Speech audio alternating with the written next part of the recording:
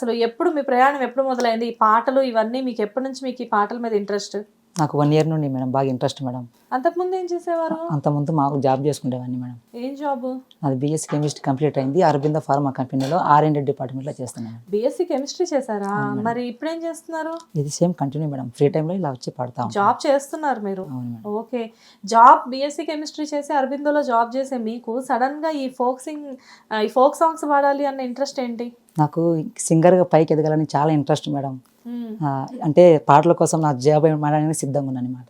పాటల కోసం జాబ్ మానేస్తారా? మరి ఉపాధి అక్కర్లేదా? అంటే ఇలా చేసుకుంటూ వెళ్ళిపోవడం మేడం. ఎక్కడ సార్ మీ స్వగ్రామం ఎక్కడ? Ramapuram village madam. Ramapuram village, Kadapa. Kadapa దగ్గర.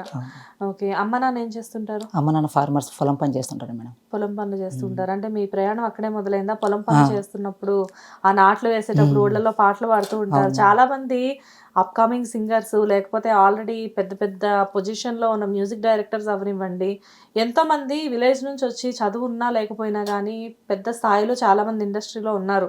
వాళ్ళందరూ కూడా మీలానే మొదలు పెడతారనమాట, నాట్లు వేసేటప్పుడు పాటలు పాడాము అని చెప్పేసి. మీది కూడా అదే స్కూలా? అదే మేడం. ఓకే. అయితే మరి ఇంట్లో అమ్మ నాన్నకి తెలుసా మీరు ఇంత బాగా పాటలు పాడుతూ ఉంటారు అని చెప్పి? తెలుసు మేడం.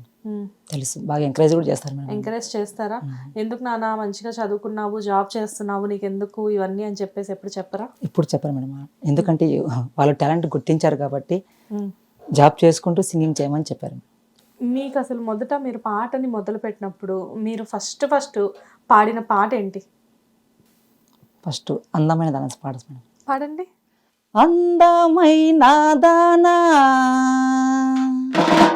చందమామలాంటి దానా,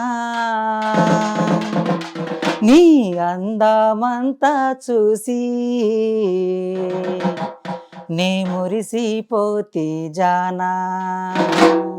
అందమైన దానా, చందమామలాంటి దానా, అందమైన దానా, చందమామలాంటి దానా, నీ అందమంతా చూసి నే మురిసిపోతే జానా, నీ అందమంతా చూసి నే మురిసిపోతే జానా.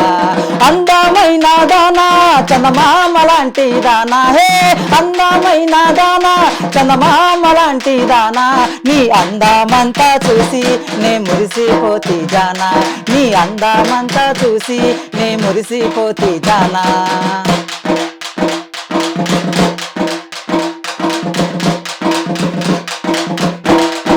హైదరాబాదులోన హైటెక్ సిటీ నాదే, హైదరాబాదులోన హైటెక్ సిటీ నాదే, హైటెక్ సిటీలోన ఆటాడుకుందాము రావే, హైటెక్ సిటీలోన ఆటాడుకుందాము రావే. అందమైన దానా, చందమామలాంటి దానా, హే అందమైన దానా, చందమామలాంటి దానా, నీ అందమంతా చూసి నే మురిసిపోతే జానా, నీ అందమంతా చూసి నే మురిసిపోతే జానా. వెరీ నైస్ అండి, సూపర్ గా వాడారు. అంటే మాట ఏమో చిన్నగా ఉంది, పాట ఏమో గొప్పగా ఉంది. మీ మొదటి పాట ఇది? అవును మేడం. ఎక్కడ పాడారు ఫస్ట్ ఈ పాట? మా విలేజ్ లో మామూలుగా ఒక చిన్న ప్రోగ్రామ్ పెట్టారు మేడం, అందులో పాడాను. ఇంతకీ ఎవరు అందమైన అమ్మాయి ఎవరు?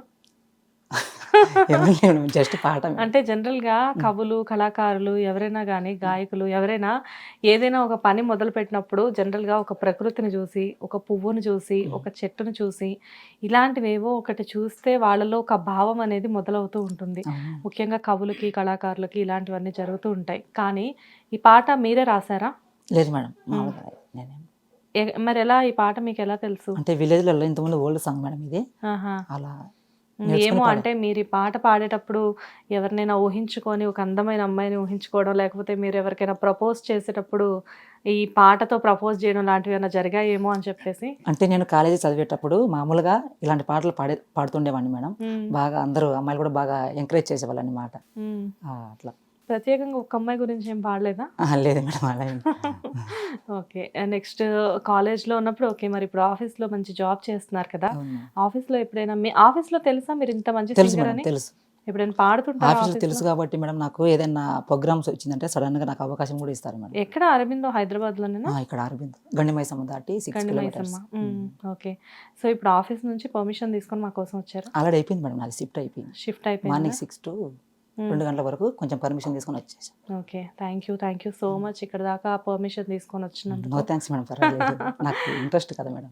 ఓకే, అండ్ తర్వాత ఈ సాంగ్ మీరు పాడిన తర్వాత ఎప్పుడైనా మీకు బయట ఏదైనా ప్రోగ్రామ్స్ చేసే అవకాశం కానివ్వండి, లేకపోతే ఎవరైనా మిమ్మల్ని పిలిచి ఏదైనా ఆఫర్ ఇవ్వడం కానీ ఏదైనా వచ్చాయా మీకు? వచ్చాయి మేడం, మంచి ఆఫర్స్ నాకు పల్లె ప్రేమన్న గారు ఇప్పించారు మేడం. నా టాలెంట్ గుర్తించి చాలా ఈవెంట్స్ కూడా తీసుకెళ్లారు. ఈవెంట్స్ చేశారా మీరు?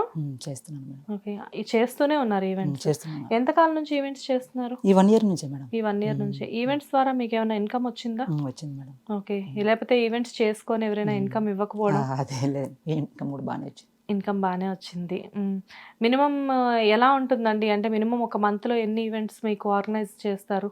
అంటే సండే లీవ్ కాబట్టి మేడం, సండే ప్రోగ్రామ్స్ నాకు వస్తూ ఉంటాయి మేడం. ఒకటి ఓకే, సండే కంపల్సరీగా మీరు ఈవెంట్స్కి వెళ్తూ ఉంటారు? వెళ్తుంటాను. ఓకే, ఒక పక్కన శాలరీ, ఒక పక్కన ఈవెంట్స్.